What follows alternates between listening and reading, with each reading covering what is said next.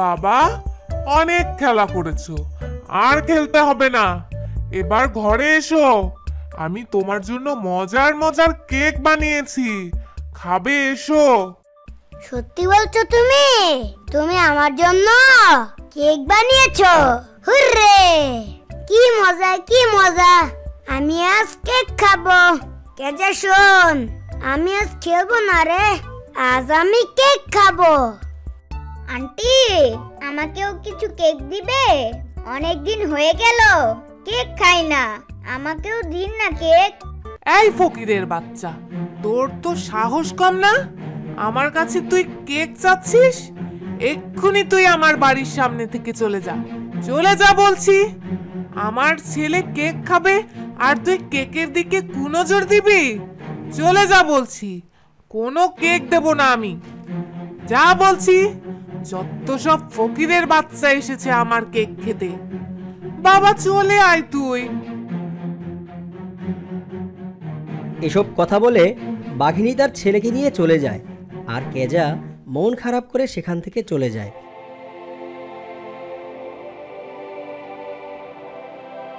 বাবা, জানো আজ আমি বাঘাদের বাড়িতে গিয়েছিলাম। বাঘার মা মজার মজার কেক বানিয়েছে। আমি একটা চেয়েছিলাম বলে আমাকে অনেক বকা দিয়েছে, ফকিন্নি বলে অপমান করেছে, আমাকে ওদের বাড়ি থেকে তাড়িয়ে দিয়েছে। বাবা, তুমি আমাকেও কেক বানিয়ে দাও বাবা, আমি কেক খাবো। বাবারে, তুই কেন ওদের কেক খেতে চেয়েছিস বাবা? আজ যদি তোর মা বেঁচে থাকতো তাহলে তোর আর চেয়ে খেতে হতো না, তোর মাই তোকে কেক বানিয়ে দিত। তবে বাবা, তুই কেক খেতে চেয়েছিস, আমি তোকে অবশ্যই অবশ্যই কেক খাওয়াবো রে। আজ মহাজনের কাছ থেকে কিছু টাকা চেয়ে নিয়ে আসবো, আর তারপর তোকে কেক বানিয়ে দেব। তুই আর কাঁদিস না বাবা।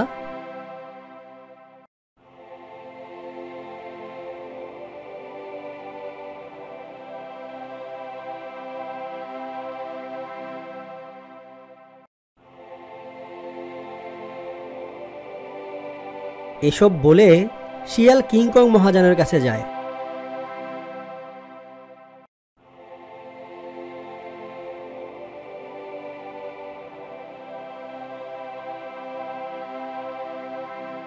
কিংকং ভাই, আজ তো জমির সব ফসল তুললাম, এবার আমাকে আমার মজুরি দিন ভাই। ঠিক আছে, মজুরি চাইছিস নিবি, কোনো সমস্যা নেই। এই নে তোর মজুরি, এই নে তোর মজুরি। আরে আরে কিংকং ভাই, সারা মাস কত কষ্ট করলাম, অথচ আপনি আমাকে মাত্র এই কটা টাকা দিলেন? তোর কথা শুনে তো মনে হচ্ছে আমার বাড়ি বিক্রি করে তোকে এখন টাকা দিতে হবে। যা দিয়েছি তাই অনেক বেশি, এবার এখান থেকে যা তো। মোকলেশ শিয়াল তখন মন খারাপ করে সেখান থেকে চলে আসে। কেজাকে আমি কথা দিয়েছি যে আজ তাকে আমি কেক খাওয়াবো, কিন্তু এই টাকা দিয়ে তো কিছুই হবে না। যাক, কি আর করা, এতটুকু টাকা দিয়েই যতটুকু পারি ততটুকুই দিয়ে ছেলের মুখে হাসি ফোটানোর চেষ্টা করব। এরপর শিয়াল দোকানে যায়, আর দোকান থেকে কেক বানানোর কিছু জিনিসপত্র কিনে বাড়ি নিয়ে যায়। আরে বাহ, বাবা মনে হয় কেক বানাচ্ছে, কি সুন্দর সুগন্ধ আসছে।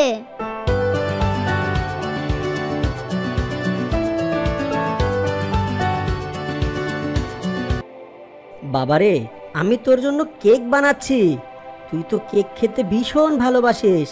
তবে মাত্র 2টা কেক হয়েছে, তুই খেয়ে নে বাবা। বাবা, মাত্র 2টো কেক হয়েছে? এর থেকে একটা কেক তুমি খাও বাবা, আর একটা কেক আমি খাই। না রে বাবা, কেক খেতে আমার একদম ভালো লাগে না, তুই বরং 2টো কেকই খেয়ে নে। বাবা ঠিক আছে, তাহলে আমি কেক 2টো বাগানে বসে খাবো।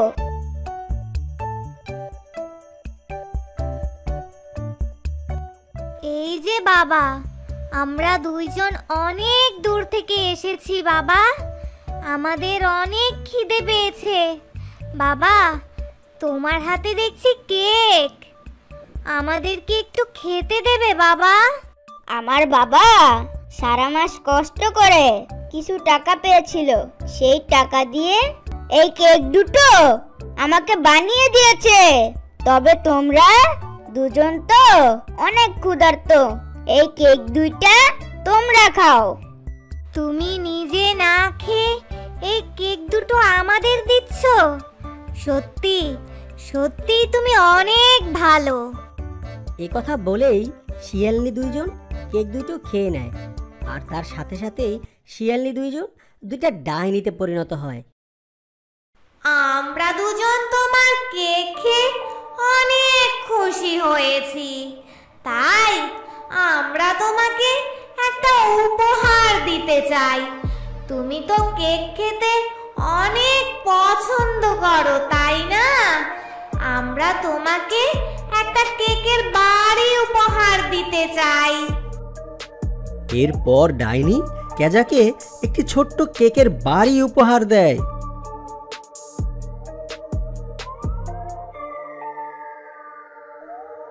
আচ্ছা, আমি এই কেকের বাড়ি নিয়ে কি করব? তোমরা এই কেকের বাড়িটি নিয়ে যাও। আমার বাবা আবার টাকা জোগাড় করে আমাকে কেক বানিয়ে দিবে, তারপর আমি খাবো। সত্যি সত্যি তুমি আবারও প্রমাণ করে দিলে তুমি সৎ, তোমার মনে কোনো লোভ লালসা নেই। তবে তবে এই কেকের বাড়ি তোমাকে নিতেই হবে। এই কেকের বাড়িতে হাত দিয়ে তুমি যা চাইবে তাই চলে আসবে। এবার তাহলে আমরা আসি। এইসব কথা বলে ডাইনি দুটো সেখান থেকে অদৃশ্য হয়ে যায়, আর কেজা সেই ছোট্ট কেকের বাড়িটি নিয়ে বাড়িতে চলে যায়, আর বাড়ি গিয়ে বাবাকে সমস্ত কথা খুলে বলে।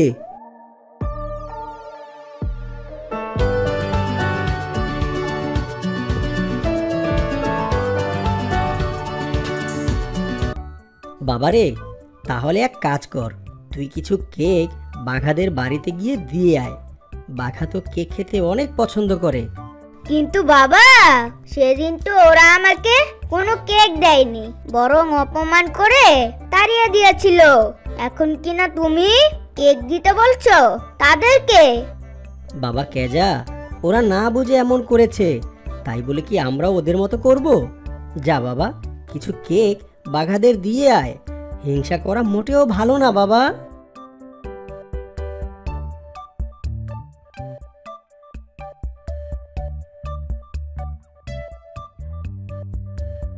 বাঘা বাঘা, বাবা তোর জন্য কেক পাঠিয়েছে।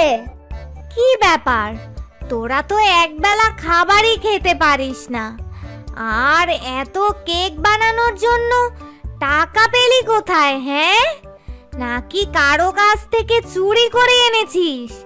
চুরি করা জিনিস আবার আমাদেরকে দিচ্ছিস না তো? কেজা তখন বাঘিনীকে সব কথা খুলে বলে, আর তারপর বাড়ি যায়।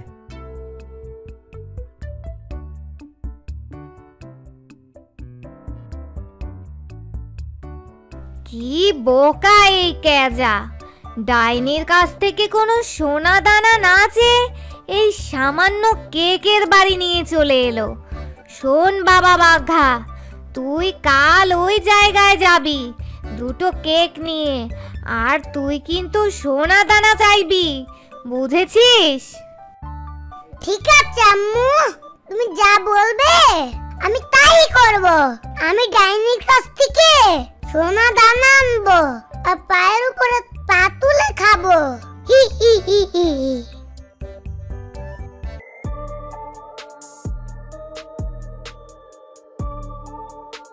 এই যে বাবা, আমাদের বড্ড খিদে পেয়েছে, তোমার হাতের কেক দুটো আমাদের খেতে দেবে? কেন দিব না? এই কেক দুটো আপনারাই খান। আমার যখনই খেতে ইচ্ছে হয় তখনই মা আমাকে বানিয়ে দেয়। এই কথা বলেই শিয়ালনি দুইজন কেক দুটো খেয়ে নেয়, আর তার সাথে সাথেই শিয়ালনি দুইজন দুইটা ডাইনিতে পরিণত হয়। আমরা দুজন তোমার কেক খেয়ে অনেক খুশি হয়েছি, তাই আমরা তোমাকে একটা উপহার দিতে চাই। তুমি তো কেক খেতে অনেক পছন্দ করো, তাই না? আমরা তোমাকে একটা কেকের বাড়ি উপহার দিতে চাই। না না, আমার কেকের বাড়ি চাই না, আমার অনেক সোনা দানা চাই। আমাকে অনেক সোনা দানা দিন। আমি কেজার মতন ভুল করতে চাই না, আমি চাই সোনা দানা। তার মানে তুই লোভে পড়ে এখানে এসেছিস? যখন তুই এখানে এসেই পড়েছিস, তখন তোকে তো আর খালি হাতে ফেরাতে পারি না। এই নে, তোর যে দুটো কেক খেয়েছিলাম, সেই কেক দুটো নিয়েই এখান থেকে চলে যা বলছি, নইলে তোকে খেয়ে ভূত বানিয়ে দেব আজকে আমি।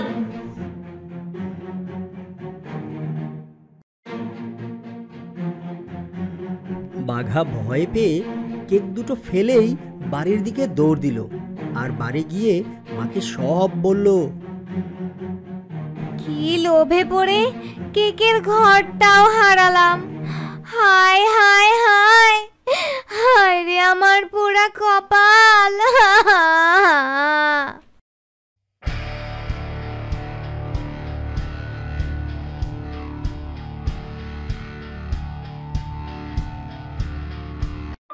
মা জানো, স্কুলে আজ আমাদের সাথে কি হয়েছে? কি হয়েছে সেটা আগে বলবি তো।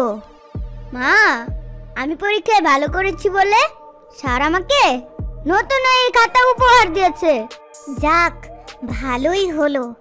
এই খাতায় রেবা লিখতে পারবে। দে দে, খাতাটা আমাকে দে, আমি রেবাকে দিয়ে দিব খাতাটা। কেন মা? খাতাটা তো আমি উপহার পেয়েছি। এই খাতায় রেবা কেন লিখবে? এই খাতায় আমি লিখবো। কেজা বাবা, অনেক দিন ধরে একটা কথা তোকে বলবো বলবো করে বলা হচ্ছে না, কিন্তু আজকে আর না বলে পারছি না রে বাবা। কি বলবে মা, বলো। আমার পক্ষে আর তোদের দুজনের লেখাপড়া করার খরচ চালানো সম্ভব হচ্ছে না রে বাবা, কারণ তুই যত বড় ক্লাসে উঠছিস, তোর বই খাতার খরচও তত বাড়ছে। তাই আমি সিদ্ধান্ত নিয়েছি তোকে আর পড়াবো না। মা, আমি প্রয়োজনে অন্যদের পুরনো বই খাতা দিয়ে পড়াশোনা করব, তবুও তুমি আমার পড়াশোনা বন্ধ করো না।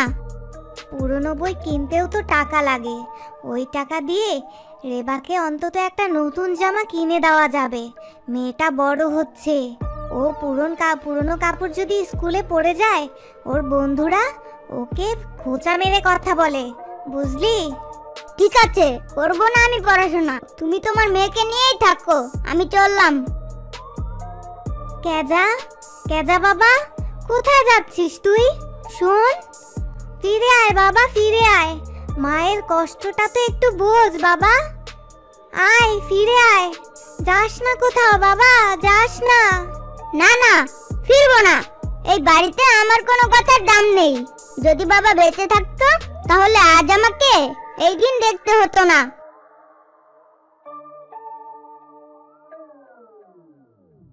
খেজা একা একা বিড়বিড় করতে করতে একটি গাছের নিচে গিয়ে বসলো, আর ক্লান্ত হয়ে সে সেখানেই ঘুমিয়ে পড়ল। তোমার ঘুম ভাঙলো তাহলে? আমি এতক্ষণ তোমার ঘুম ভাঙার জন্যই অপেক্ষা করছিলাম। কিন্তু কেন? তুমি কে? আমি হলাম জ্ঞানপরী। গাছের উল্টো পাশে বসে আমি তোমার আক্ষেপ শুনছিলাম। কিছু বলতে যাব, তার ঠিক আগেই দেখলাম তুমি ঘুমিয়ে পড়েছো, তাই তোমার জন্য অপেক্ষা করলাম। তো তুমি আমার কাছে কি চাইতে এসেছো? আমি কিছু চাইতে আসিনি, তোমাকে দেখে ভাবলাম তুমি অনেক বিপদে পড়েছো, তাই তোমাকে সাহায্য করতে আসলাম। তুমি আমাকে সাহায্য করতে পারবে না। তোমাকে সাহায্য করতে না পারলেও তোমার কষ্টের কথা তো শুনতে পারবো, এটাও এক ধরনের সাহায্য। ঠিক আছে, শোনো তাহলে। আমার বই পড়তে ভীষণ ভালো লাগে। যখনই সময় পাই নানা রকম বই পড়ি। যখন আমার বাবা ছিলেন আমাকে অনেক বই এনে দিতেন। এখন বাবা নেই, আমার পড়াশোনা প্রায় বন্ধ হতে চলেছে। কিন্তু কি কারণে? অভাব, তাছাড়া আর কি কারণ থাকতে পারে? আমার মা বলেছেন আমার পড়াশোনা করার দরকার নেই। আমার পড়াশোনার চাইতে আমার মায়ের কাছে আমার বোনের পড়াশোনার গুরুত্ব বেশি। তাই আমাকে পড়াবেন না। তোমার মা খুবই খারাপ কাজ করেছে এটা। তবে তুমি তোমার মাকে গিয়ে বলো তোমার পড়াশোনার জন্য তোমার মাকে আর কোনো টাকাই খরচ করতে হবে না। আমি তোমার বইয়ের ব্যবস্থা করে দেব। তুমি আমার বইয়ের ব্যবস্থা করবে কিভাবে?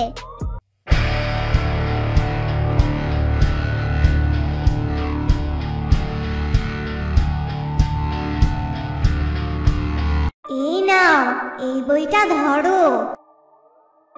এ কেমন বই? সবগুলো পৃষ্ঠা ফাঁকা, একটা অক্ষরও নেই।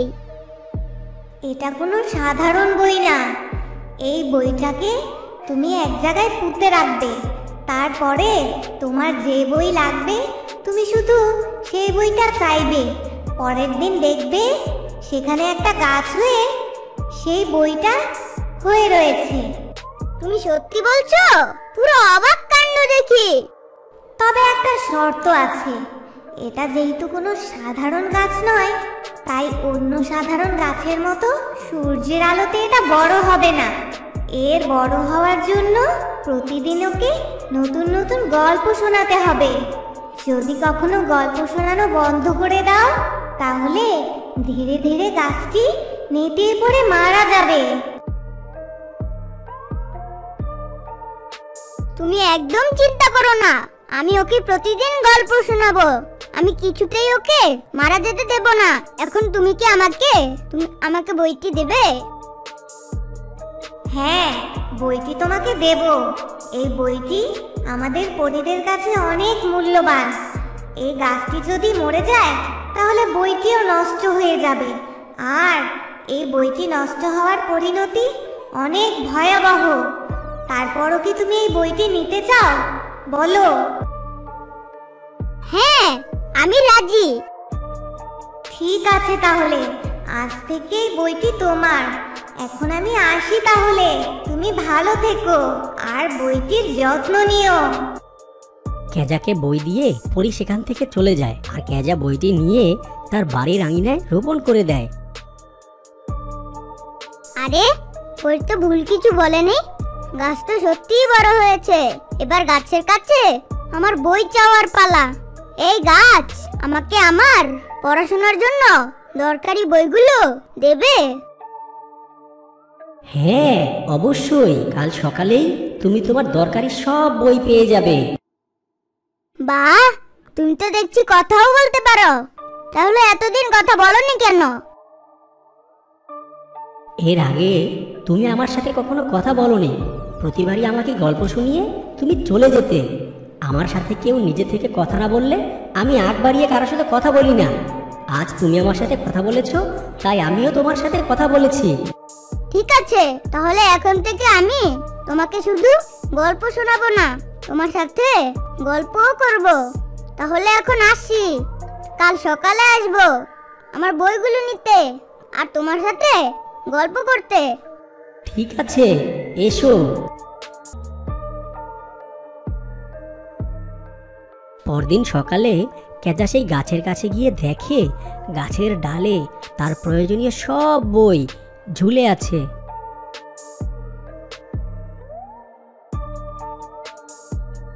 আরে, আমি তো কাল বলতে ভুলেই গিয়েছিলাম আমার কি কি বই লাগবে। কিন্তু তুমি তো দেখছি সব বই ঠিক ঠিক দিয়ে দিয়েছো। এটা কিভাবে পারলে? আমি নিজে একটা সাদা পৃষ্ঠার বই হলেও পৃথিবীর সব বই, এমনকি যেগুলো একদম নতুন নতুন বের করা হয়, সব কিছু সম্পর্কে আমার ধারণা থাকে। তাই তোমার কোন কোন বই প্রয়োজন সেটা আমি নিজেই বুঝতে পেরেছি। আর সে অনুযায়ী তোমার জন্য তোমার সব বইগুলো এখানে এনে দিয়েছি। কিন্তু বইগুলো তো অনেক উঁচুতে, আমি এইগুলো কিভাবে পারবো? দাঁড়াও, তোমাকে এই নিয়ে চিন্তা করতে হবে না। আমি এই বইগুলো পেরে দিচ্ছি।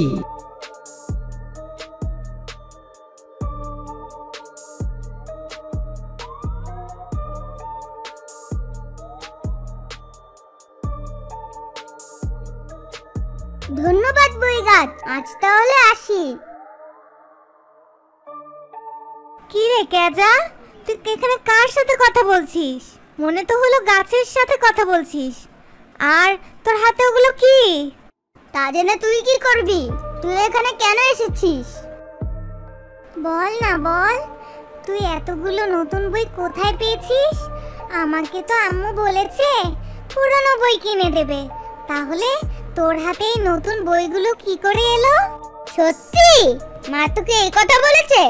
আচ্ছা তুই বাড়ি যা, আমি তোর নতুন বইয়ের ব্যবস্থা করছি। আচ্ছা ভাইয়া, তুই অনেক ভালো। আমি এখন বাড়ি যাই।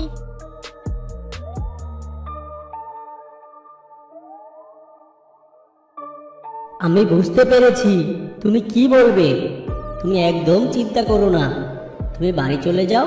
কাল সকালেই তুমি তোমার বোনের জন্য নতুন বই পেয়ে যাবে।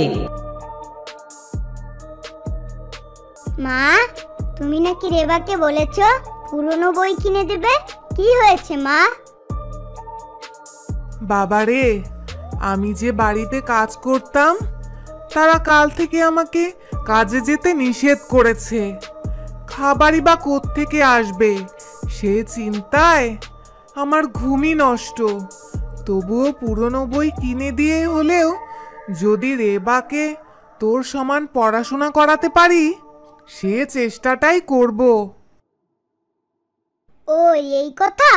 তুমি একদম চিন্তা করো না মা, আমি একটা ব্যবস্থা করছি। মা, তুমি নাকি রেবাকে বলেছো পুরনো বই কিনে দেবে? কি হয়েছে মা? বাবারে, আমি যে বাড়িতে কাজ করতাম তারা কাল থেকে আমাকে কাজে যেতে নিষেধ করেছে। খাবারই বা কোত্থেকে আসবে সে চিন্তায় আমার ঘুমই নষ্ট। তবুও পুরনো বই কিনে দিয়ে হলেও যদি রেবাকে তোর সমান পড়াশোনা করাতে পারি সে চেষ্টাটাই করব। ও এই কথা? তুমি একদম চিন্তা করো না মা, আমি একটা ব্যবস্থা করছি। তুই আবার কি ব্যবস্থা করবি? আমি একটা পাঠাগার খুলবো, যেন গ্রামের সবাই এসে খুবই অল্প টাকায় বই পড়তে পারে।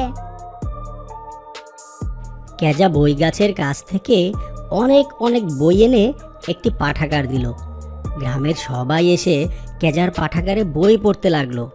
কেজা পাঠাগার পরিচালনায় খুব ব্যস্ত হয়ে পড়ল, আর তাই সে বই গাছের কাছে যাওয়া কমিয়ে দিল। অনেকদিন কেজার গল্প শুনতে না পেয়ে বই গাছ ধীরে ধীরে নেতিয়ে পড়ল। এক রাতে পাঠাগার থেকে ফিরে এসে ক্লান্ত হয়ে কেজা ঘুমিয়ে পড়ল। আর তখনই সেই পরী তার কাছে এলো। কেজা, ও কেজা, ঘুম থেকে ওঠো। তোমার অবহেলায় আমার প্রিয় বই গাছ আজ মরতে চলেছে। তোমাকে এর শাস্তি পেতেই হবে। তুমি চলো, আমার সাথে পরীর দেশে চলো। আমাদের রানীমা তোমাকে ধরে নিয়ে যেতে আদেশ করেছেন। আমার বড্ড ভুল হয়ে গেছে পরি, আমি বই গাছের কথা একদম ভুলে গিয়েছিলাম। আমি তোমার সব শাস্তি মাথা পেতে নেব, তবে শুধু একটিবার বই গাছের কাজে যেতে দাও। আমি আমার জীবনের শেষ গল্পটি বই গাছকে শোনাতে চাই। ঠিক আছে, এই একটি সুযোগ তুমি পাবে। বই গাছ, তুমি আমাকে ক্ষমা করে দাও। তোমার এ দাও উপহার দিয়ে আমি আমার সংসার চালাচ্ছি, অথচ তোমার কাছে আসার সময় পাইনি। আচ্ছা পরি, বই গাছ আমাকে অনেক সাহায্য করেছে। এবার সময় হয়েছে বই গাছের অন্য কোনো অসহায়কে সাহায্য করার। তুমি বই গাছকে বই বানিয়ে তোমার সাথে নিয়ে যাও, আর আমার চাইতেও বেশি অভাবী কাউকে পেলে তার সাহায্যে বই গাছকে কাজে লাগাও। পরি, কেজাকে নিয়ে যেও না, আমি এখনো বেঁচে আছি। কেজা আমাকে অনেক দিন অনেক সুন্দর সুন্দর গল্প শুনিয়েছে। আজও ওর গল্প শুনে আমি মরতে মরতেও বেঁচে গেছি। তুমি ওকে ক্ষমা করে দাও, কেজার কোনো দোষ নেই। ঠিক আছে কেজা, তোমার মনটা সত্যিই খুব ভালো। আমি বই গাছকে আমার সাথে নিয়ে যাচ্ছি। পরি বই গাছকে নিয়ে চলে গেল। কেজা বই গাছের থেকে উপহার পাওয়া সেই বইগুলো দিয়ে তার পাঠাগার চালিয়ে যেতে লাগলো। সেই পাঠাগার থেকে তার ভালোই আয় রোজগার হতে লাগলো। সেই টাকা দিয়ে সে তার সংসার এবং তাদের দুই ভাই বোনের পড়াশোনার খরচ খুব ভালোভাবে চালাতে লাগলো। এর ফলে ওদের দুজনার পড়াশোনা আর বন্ধ হলো না। আর ওইদিকে বই গাছ, সে তো পরীর সাথেই আছে। পরী খুঁজছে আবার কোনো এক অসহায়কে পাবে, আর সেই অসহায়কে কেজার মতোই সাহায্য করবে। বন্ধুরা, আমাদের আজকের গল্পটি তোমাদের কেমন লাগলো জানাতে অবশ্যই অবশ্যই ভুলবে না। কিভাবে জানাবে? যদি ভালো লেগে থাকে তাহলে ভিডিওতে একটি লাইক দিয়ে দাও, আর যদি তুমি লিখতে পারো তাহলে নিচে লিখে দাও যে তোমার গল্পটি কেমন লেগেছে। সবাই ভালো থেকো, দেখা হবে পরের ভিডিওতে। আল্লাহ হাফেজ।